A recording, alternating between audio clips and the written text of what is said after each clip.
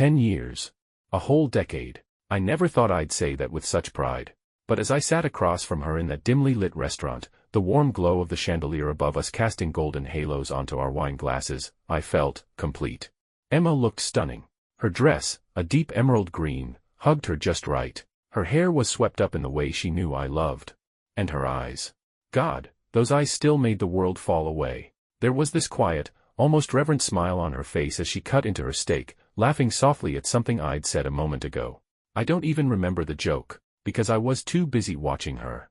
And in my head, over and over again, I kept thinking the same thing. I won. I actually won. My inner voice wasn't screaming or triumphant, it was calm, grateful. Like someone who had just realized they were holding onto something rare, something people spend their whole lives chasing but never quite reach. I won the lottery. I married the woman of my dreams, and she still looks at me like I matter. I reached across the table, touching her hand lightly. She smiled at me, laced her fingers with mine. I remember thinking, this is what forever feels like. 10 years ago, I was a different man. Less sure of myself. Less put together. I was living paycheck to paycheck, working field jobs, trying to get my outdoor gear startup off the ground. And she, Emma, was this radiant spark that lit up every dark room I walked into. We met during a survival course upstate. She wasn't even supposed to be there. Her friend had bailed at the last second, and she'd decided to go solo. That's how we met, sweating through a thunderstorm in the middle of nowhere, learning to build fires and filter swamp water through charcoal and hope. I fell in love the second night. She was sitting by the fire, hair wild from the wind, laughing at one of the instructor's terrible jokes, and I remember thinking, she's out of my league, but maybe the universe is feeling generous. She stuck with me through the rough patches, when my hands were blistered from working construction during the day and fulfilling late-night orders in my tiny garage. She saw me fail, saw me crash. But she never looked away. That's why tonight mattered so much. This wasn't just a dinner. It was a celebration. A quiet vow renewed with every shared smile. 10 years in a world that swallows marriages whole. And somehow, we were still standing. I have a surprise for you, I said, leaning forward.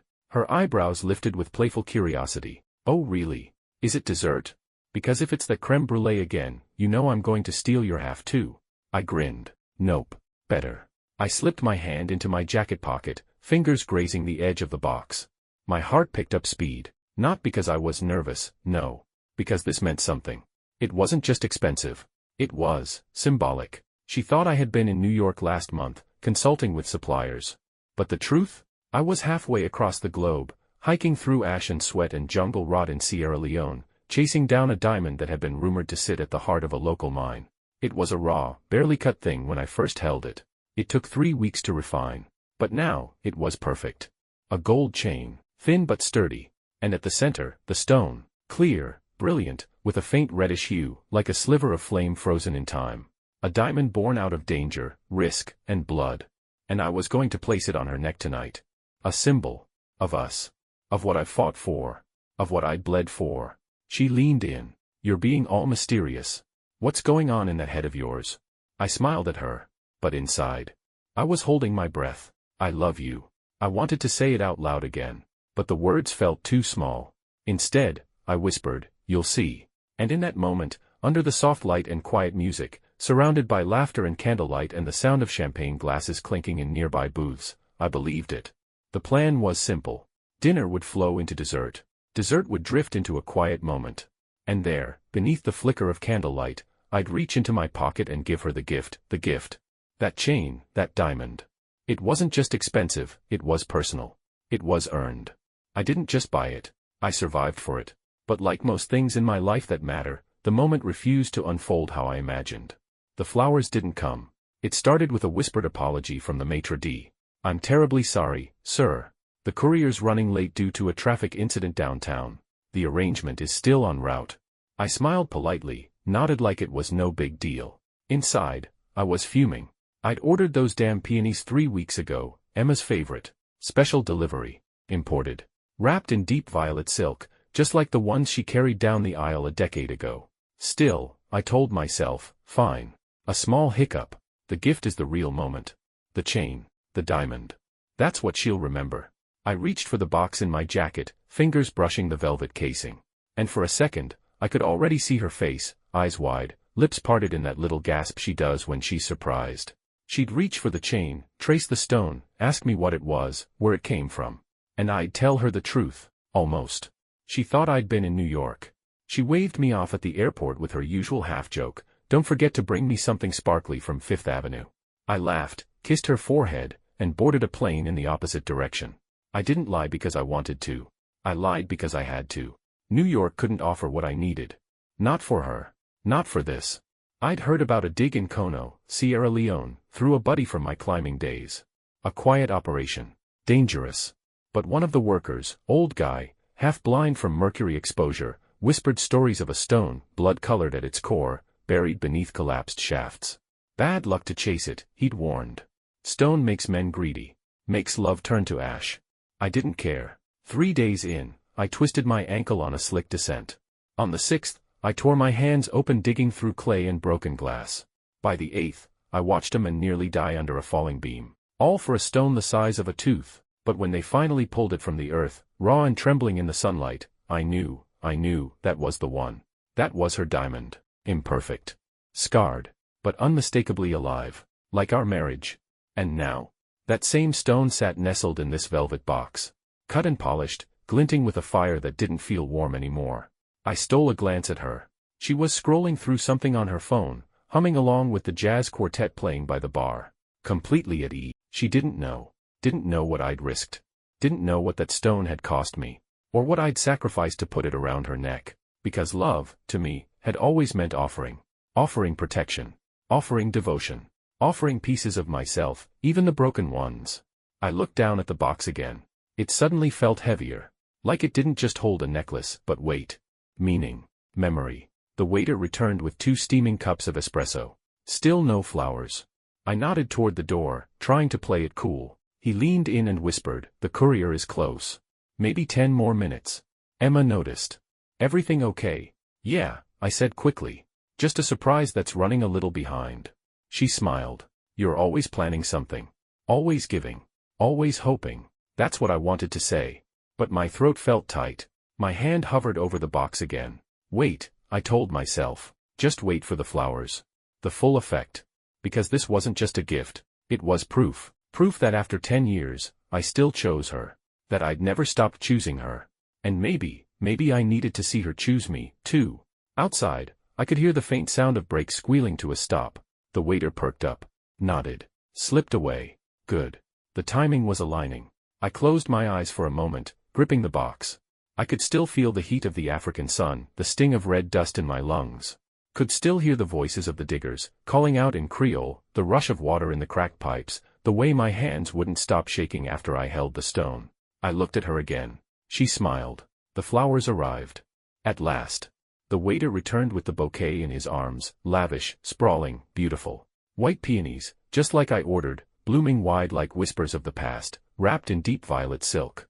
They looked exactly like the ones she carried down the aisle on our wedding day. For a second, I was 23 again, standing at the end of a makeshift altar in a rented vineyard, watching her walk toward me barefoot in the grass, sunlight caught in her hair like gold thread.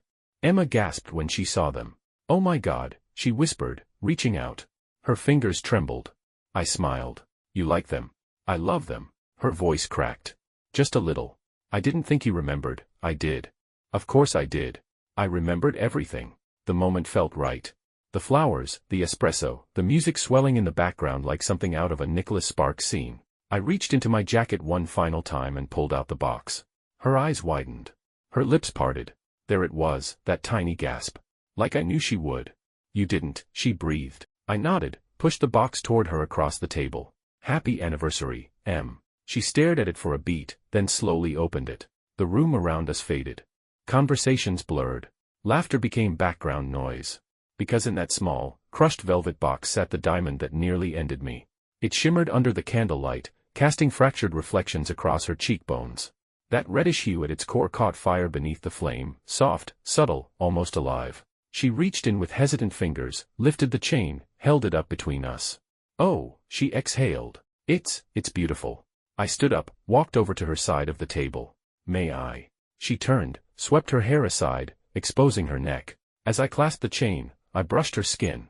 Cold. Or maybe that was me. When I stepped back, the diamond rested just above her heart. Perfectly placed. I looked at her, at the woman I'd bled for. The woman I'd carried across deserts, jungles, sleepless nights, and anxious mornings. The woman I thought I knew. And for one perfect, haunting second, I believed again.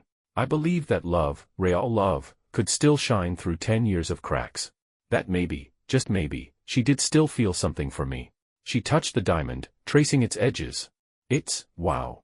This must have cost a fortune. More than money, I wanted to say. But I just smiled. Worth it. Her eyes sparkled in the low light. The waiter brought out a slice of tiramisu with "Happy Anniversary" written in chocolate on the plate. We laughed. We toasted. We looked like the perfect couple. She leaned in, took a selfie of us smiling, posted it to her story before I even saw the photo. I didn't ask to look. What would be the point? Because in that moment, yes, it looked perfect. The flowers. The gift. The diamond. Her lips pressed to mine in a soft kiss over the table. A moment frozen in time. And I realized, maybe for the first time in our marriage, that sometimes a perfect moment doesn't prove love. Sometimes it just hides the truth long enough for you to swallow it. That night, when we got home, she wore the necklace to bed. Said she was tired. Rolled away from me without a word. And I laid there in the dark, eyes wide open, watching the diamond catch the soft glow of the hallway light through the cracked bedroom door. It shimmered like it was still bleeding. And I wondered, did I just give her a piece of my soul? The days after our anniversary felt like the calm after a storm. But not the kind of calm that soothes. The kind that's eerie. Still. Like the eye of something bigger, spinning silently just beyond your line of sight. Emma wore the necklace every day. At least, that's what I told myself. Most mornings, I'd see the gold chain disappear beneath her blouse, a quick shimmer in the hallway mirror as she rushed out the door with a coffee in one hand and a notebook in the other. She was always running late now. Always somewhere. Book readings, charity galas, writing workshops. She'd started drafting a novel a few months back, said it was finally time to pour something real into the page. I was proud of her. I said that a lot. Out loud. To her. To my friends. But something about how she said finally stuck with me. Like the life we'd built hadn't been real enough. Routine settled in again. Or rather, routine returned with new skin. We drifted. Not suddenly. Not dramatically. Just enough to notice in the quiet moments. We didn't argue. We didn't fight. But the space between us began to stretch in small, unspoken ways. Her laughter changed. Softer. Rare. And when it came, it often wasn't with me. She spent more time out, late-night readings, drinks with editors, spontaneous dinners that ran long. I wanted to be happy for her, to see her grow, to see her bloom in her own world. But I couldn't help noticing the way her phone was always face down now. The way she smiled at messages she never mentioned. The way she'd come home glowing, flushed, alive, and not from anything I'd said or done. Work helped. I buried myself in it. Expeditions. Consultations. Maps and logistics and deep wilderness retreats. I'd taken on more contracts than usual, anything to stay moving. My body craved motion because my mind, left alone, was turning in on itself. But even in the noise of projects and travel and tight deadlines, there were moments of piercing quiet. Like that night I found her in the kitchen at 2 a.m., laptop open, candle burning low. Couldn't sleep. I asked, rubbing the sleep from my eyes. She jumped slightly, closed the screen. Just editing. Lost track of time. Your book. She hesitated. Then nodded. Yeah. Just tightening dialogue. I walked over, kissed her forehead. She smiled, but it didn't reach her eyes. You're wearing it, I whispered, touching the chain. She glanced down, touched the diamond absent-mindedly. Always, she said. But something about the way she said it didn't sit right. There was no warmth in it. No weight. Just habit. The next morning, I left early for a gear shipment. When I came home that evening, she was already gone, left a note on the counter, a list of things she needed from the store. Her handwriting looked rushed. I wandered upstairs to change, kicked off my boots, pulled off my shirt, and went to toss it in the hamper. That's when I saw it. The chain. Coiled neatly on the bathroom counter. I stood there, staring at it. Like it was a dead thing. A snake that had shed its skin. For a moment, I thought, maybe she took it off while showering. No big deal. But it wasn't near her towel. Or her hairbrush. It was just there. Forgotten. Or left behind. I picked it up, felt its weight in my hand. The diamond still caught the light. Still looked like it burned. I didn't put it back. I kept it in my pocket the rest of the day, like some sort of misplaced relic I didn't know what to do with. When she came home, she was buzzing. Glowing. She had a story about some agent who loved her new pages. They say I've got something real, she told me, dropping her bag by the door. That's amazing, I said. And I meant it. But even as I pulled her into a hug, even as I smiled and kissed her cheek, my hand slid into my pocket, closing around the necklace. She hadn't noticed it was missing. Didn't mention it. Didn't feel its absence. Later that night, I laid in bed pretending to sleep while she whispered on the phone in the next room. Her voice was low, like it always was when she didn't want me to hear. The words blurred into walls and shadows. All I caught was a laugh, and the way her tone softened, softer than she ever spoke to me lately. I closed my eyes and listened. It happened on a Tuesday. The kind of day that would have disappeared into the routine if not for that one moment. The kind of day I almost wish had stayed unremarkable. She came home humming. That alone should have tipped me off. Emma didn't hum anymore. Not since, well, I couldn't even remember the last time. Her keys jingled as she tossed them into the bowl by the door, grocery bag in one hand, her heels in the other. Her cheeks were flushed. Her smile, wide. Carefree. Like someone who had just tasted something forbidden and still had the flavor on her lips. "Hey," I called from the living room, looking up from my laptop. "You're in a good mood." She walked in, barefoot, twirling a strand of hair around her finger like a teenager. Got a lot done. Finally found the arc for the second act. Her book, right. That's great, I said, trying to match her energy. Did you get those layout proofs you were waiting for? She waved it off. Yeah. I'll deal with it later. She flopped down next to me on the couch, close, but not close enough. Not like before. Something felt off, and then I saw it. Or rather, didn't see it. The necklace. The one I gave her. The one I bled for. The one she said she always wore. Gone. My heart sank, but I tried to keep my voice steady. No necklace today. She blinked, like she hadn't even realized it was missing. Looked down at her bare collarbone as if seeing it for the first time. Oh, her tone flattened. Must have left it at Tom's. Just like that. Dropped it like a pebble in a pond and looked away before the ripple hit. Tom's? I asked, trying to keep it casual. What were you doing at Tom's? It came out too fast. Too sharp. She caught it. Gave a little smirk. Relax. He's helping with the dialogue. He's been giving me notes. Tom, her writing mentor. Mid-40s, published, smug in that intellectual way that makes insecure people sound deep. I'd met him once. Thin voice, thick glasses, overconfident handshake.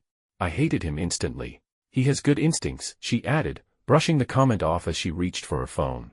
But my stomach was already nodding. Not just from the name, but from how she said it. The casual ease. The way she didn't look at me. The way her hand immediately went to her phone, like the conversation was over before I could decide how I felt about it. That night, I couldn't sleep. I stared at the ceiling while she dozed beside me, one arm curled beneath her head, her breathing soft and even. But I wasn't calm. I was alert. Too alert. Every creak in the walls, every whisper of wind outside made me jolt. The necklace had been missing before. I remembered now. Twice, maybe 3 times in the last few weeks. But I'd brushed it off. She was careless sometimes, especially when she was focused. But now, with that name, Tom, ringing in my ears, it didn't feel careless anymore. It felt deliberate. Like a shedding. A slow, invisible unwrapping of the life we'd built. My mind raced. When was the last time she wore it? 2 days ago, maybe. Or had I just imagined that shimmer at her throat? Had I just wanted to see it there so badly that I convinced myself it was? I thought about the way she had said his name. Tom. Like it belonged on her lips. Like it had already been there before. The next morning, I made coffee while she showered. She walked into the kitchen in a towel, damp hair sticking to her shoulders. I glanced at her collarbone. Still bare. Did you grab the necklace from Tom's? I asked, trying to make it sound like an afterthought. She poured herself coffee. Oh, no, I forgot. And then, without missing a beat, it's not a big deal. I'll get it next time. Next time. My hand froze around the mug. I tried to play it cool, but inside, everything tightened. Not because of the chain, but because of the way she said it. The way her voice slid into that word, next, as if it was already scheduled. As if her being there, alone with him, was normal. Expected. That evening, I sat in the garage with a wrench in one hand, pretending to fix the busted leg on the old camping chair. I didn't need the chair. I just needed to think. My mind kept circling the same questions. Why him? When did it start? How long have I been blind? The worst part? There was still a piece of me, some stupid, desperate piece, clinging to the hope that it was nothing. That I was overthinking. That it was innocent. But my gut had never screamed louder. And I knew. Somewhere in the pit of my soul, I knew, that necklace wasn't just forgotten. It had been taken off. On purpose. Sleep became a stranger. Not all at once. It crept away from me night by night, like someone slipping quietly out the back door while I wasn't paying attention. At first, I blamed the usual things. Work stress. Jet lag. Too much coffee. But by the third sleepless night, I stopped lying to myself. It wasn't work. It was her. It was Tom. It was that missing necklace in the hollow way she said next time, like retrieving it from another man's place was as casual as picking up dry cleaning. And now, every time she rolled over in bed, every time her phone lit up after midnight, my brain jolted awake, begging for answers I didn't have. I'd stare at the ceiling, fists clenched under the blanket, heart racing over nothing and everything. She'd be beside me, curled up, breathing slow, one hand tucked under her cheek, peaceful, dreaming. Of what? Of who? Was it me? Or was it him? I started to notice the little things. Like how she always took her phone into the bathroom now. Like how she'd laugh while texting, but never share what it was. Like how she'd be distant for hours and then suddenly overcompensate, kiss my cheek, compliment my cooking, ask about work like she cared. That used to mean something. But now it felt like hush money. One night I caught her whispering behind the closed door of her office. It was almost 1 a.m. I had gotten up to get water, but I froze at the hallway when I heard it, her voice, low and warm in a way I hadn't heard in months. "No, I miss you too," she said, almost laughing. Silence. Then her again, "You're terrible." Another pause. Then softer, I know. I just can't, not yet. Not yet." I backed away like the floor was cracking under me. Like I'd stumbled into something I wasn't supposed to hear, except it was my own life. She was mine. Wasn't she? Wasn't she? When she came to bed 20 minutes later, I pretended to be asleep. She slipped under the covers, her body warm, her breathing steady. I wanted to roll over. I wanted to confront her. Scream. Demand the truth, but I didn't. Because what if I was wrong? What if I'd misheard? Misread? What if I was that guy, the jealous husband, the insecure mess? I used to believe I wasn't the type. But suspicion has a way of turning you into someone you don't recognize. That week, I stopped sleeping altogether. I'd lie still, eyes wide, brain spinning like a slot machine, lining up every moment of the past few months, the day she started working with Tom. The first time she came home late. The first time she didn't wear the necklace. That soft tone in her voice when she talked to someone after midnight. And somewhere in that timeline, the truth was hiding. I started replaying old conversations like surveillance footage. Her stories. Her timelines. Her tone. I studied them like a man trying to solve a crime no one else believed had happened. The chain was still gone. Still forgotten. But she stopped mentioning it. Stopped wearing jewelry altogether, as if the absence of that one piece would go unnoticed if she ditched them all. And I let her pretend. But I never forgot. My chest felt tight all the time. Food had no taste. Coffee stopped working. My hands shook at work. One of the guys on my team even asked if I was sick. I told him I was just tired. It wasn't a lie. I was exhausted, in a way that no nap could fix. I was unraveling from the inside out. One night, I made a list. A stupid, obsessive list in my phone, just bullet points, time-stamped thoughts. Tuesday, she came home late, said reading group. No book in her bag. Friday, said she was editing, but no new pages on her laptop. Sunday, laughed at a text. Wouldn't say from who. Wednesday, whispered, not yet, on the phone. To him? I hated what I was becoming. But I hated the silence more. One night, I sat on the couch long after she went to bed, the house dark except for the glow of the streetlight outside. I stared at the blank TV screen and whispered out loud, "Is she cheating on me?" Hearing it in my own voice made it real. I felt sick. It was about me, wondering how long I'd been loving someone who had already walked away. Sometimes, the worst part of betrayal isn't the moment it happens. It's all the nights before it, when you're still pretending not to see it. I don't even remember what triggered it. Maybe it was the way she said goodnight, flat, distracted, already halfway out of the room before the word even landed. Or maybe it was just the sound of her phone buzzing again at 11:48 p.m., screen lighting up her face in the dark like a lie finally showing its teeth. I'd been holding it in for weeks. Trying to be the better man. The calm one. The understanding husband. But something about that moment broke the seal. "Emma," I said, my voice quiet, almost too quiet. "Can I ask you something?" She paused in the doorway, toothbrush still in her hand. "Sure," she said, not turning around. "Where's the necklace?" She didn't answer right away. Just kept brushing, rinsing, wiping her mouth with the back of her hand like it was any other night. Like my question was just another item on her to-do list. When she finally looked at me, her expression was unreadable. I told you. I left it at Tom's. That name again. That same dull blade twisting just a little deeper every time she said it. Right, I nodded slowly. Tom. I wanted to stop there. I should have. But the words were already climbing up my throat, scraping their way out. Are you sleeping with him? The question hit the room like a live wire. Everything went still. She blinked. Once. Twice. What? I'm not asking to fight, I said, forcing my voice to stay even. I just need to know. Please. Her mouth opened, but nothing came out. Emma, I said again, this time louder. Are you sleeping with him? And then it came, the lie. Reflexive. Instinctive. No, she said, too quickly. Too easily. Of course not. I stared at her. At the woman I'd loved for a decade. The woman I'd crossed oceans for. Bled for. The woman who once promised me she'd never lie to me, not even if the truth hurt. And I saw it. That flicker in her eyes. That second of hesitation behind the word no, you're lying, I said, more to myself than to her. She crossed her arms. I'm not doing this with you right now. My heart was pounding. My hands were shaking. I wasn't yelling. I wasn't even angry, just breaking. Emma, look at me. I'm your husband. I deserve to know. She turned away, and that's when I snapped. For 10 years, I said, my voice rising for the first time in our marriage, I have given you everything. My time. My heart. My soul. I've fought for us in ways you will never understand. And now I'm standing here, begging for the truth like a damn fool while you hide behind silence and cheap excuses. She froze. And then, just like that, she broke. Her shoulders slumped. Her arms dropped to her sides. And her voice came out in a whisper that shattered every last part of me. I'm sorry.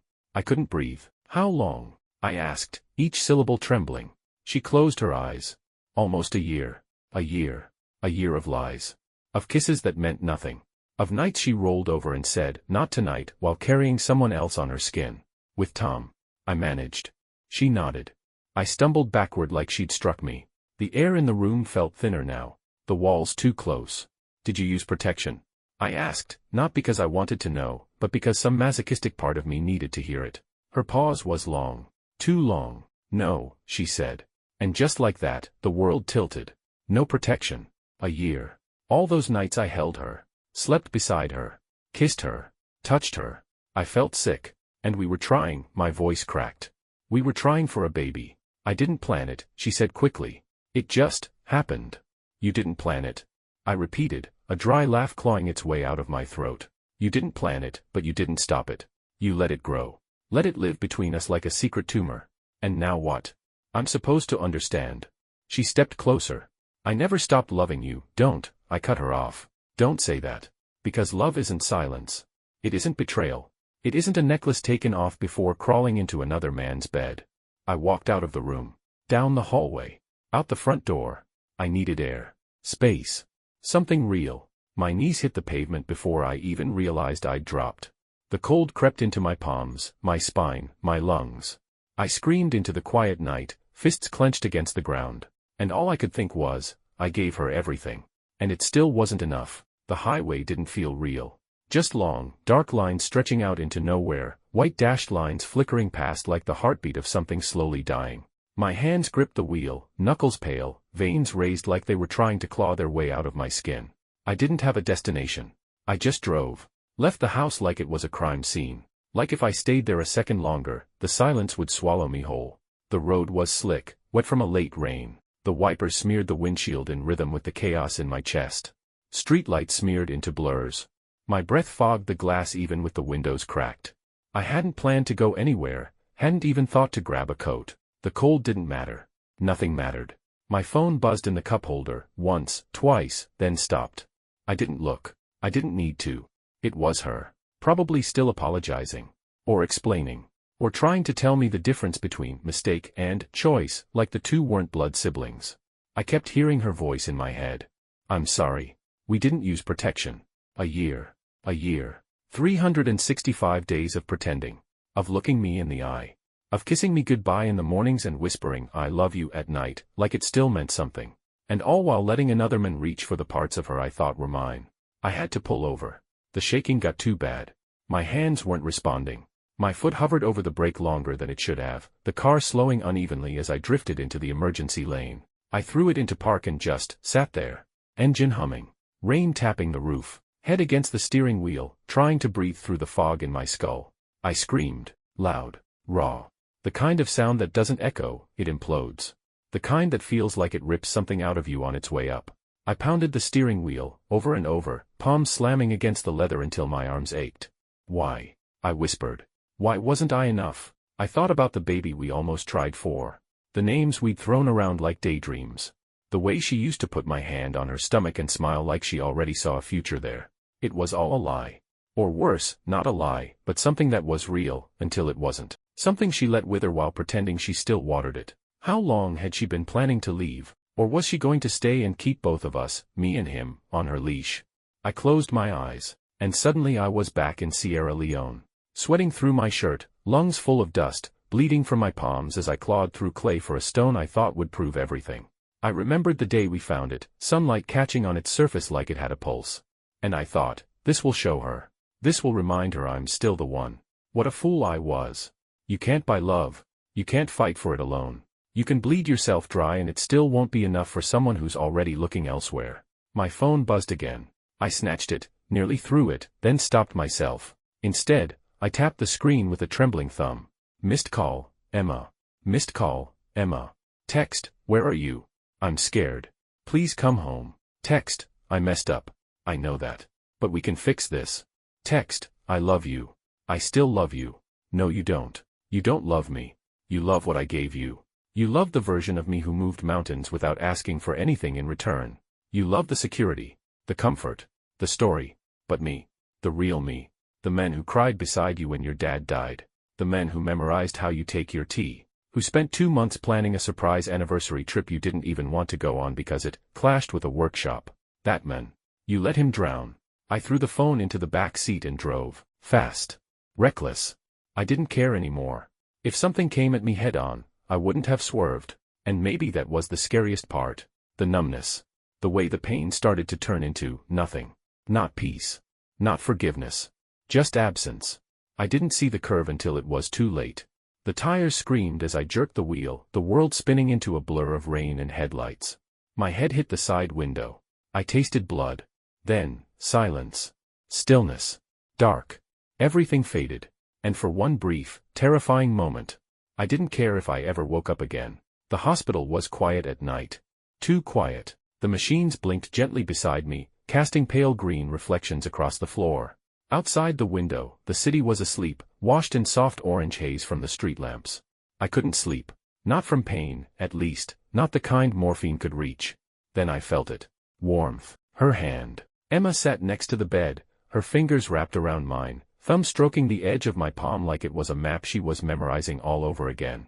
You were mumbling, she said softly. I thought maybe a nightmare. Her eyes were tired, but not in the way they used to be. Not from overworking or running late. This was a different kind of tired, heavier. Like someone carrying guilt in both arms, afraid to set it down because once they did, they might fall apart. She stayed with me every night after the crash. Brought soup from my favorite diner across town. Sat by my side while I drifted in and out of sleep. Read to me from the old dog-eared copy of Into the Wild that we used to pass back and forth in college. She even rubbed my feet once, gently, like she used to do after long hikes. She never mentioned Tom. Not once. Only brought up memories, first dates, road trips, all the tiny moments we used to think were ordinary before we realized they were the whole damn story. And I let her. Not because I'd forgiven her, but because I missed her. And that was the part one hated most. One night, I woke up to find her asleep with her head resting on the edge of the bed, one hand still gripping mine.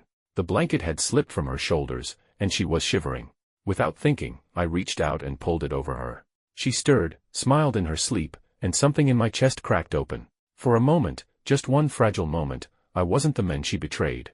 I was just a man who loved her. And I remembered what that used to feel like. Days passed. I got stronger. The nurses called me a model patient. Emma beamed every time someone said it. Like she'd fixed me. And I let her believe that. Because the truth was, I wanted to believe it too.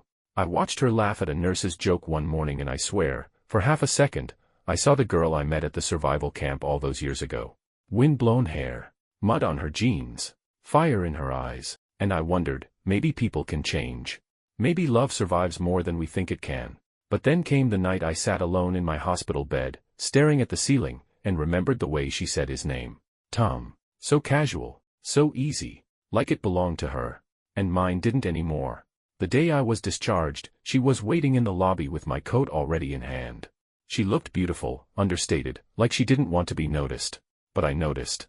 Every part of her. She helped me into the passenger seat, buckled me in like I was something fragile. We didn't talk much on the way home. The hum of the engine was enough. I stared out the window, past gas stations and crosswalks and parks we used to walk through. I thought about all she'd done in those weeks, every bowl of soup, every whispered word in the dark, every tear she thought I didn't see. She saved me. She really did. She brought me back from a place I didn't think I'd crawl out of. And for a moment, I loved her again. I really did. I thought maybe we could try. Maybe we could climb out of the wreckage together. Maybe broken didn't mean finished. Maybe. When we pulled into the driveway, she helped me out, arm around my waist like the old days when I sprained my ankle hiking. She opened the door before I could reach for the handle, smiled softly and whispered, "Welcome home." The house smelled like cinnamon. The lights were warm. Everything looked exactly as we'd left it. She stepped aside, letting me walk in first. And then she saw it. The envelope in my hand. I didn't say a word. Didn't need to. Her face fell. Her fingers twitched, like she didn't know whether to reach for me or the papers. Her voice barely came out. "What is that?" My hand didn't tremble as I held it out. She opened it with shaking fingers. Saw the words. The signature. The truth. Her breath caught. "You're leaving." I looked at her then. Really looked at her. At the woman who once taught me how to love. At the woman who also taught me how love could bleed. And I said the only truth that still lived in my chest. "You saved my body, Emma." I paused. Then, gently, "But you broke my heart forever."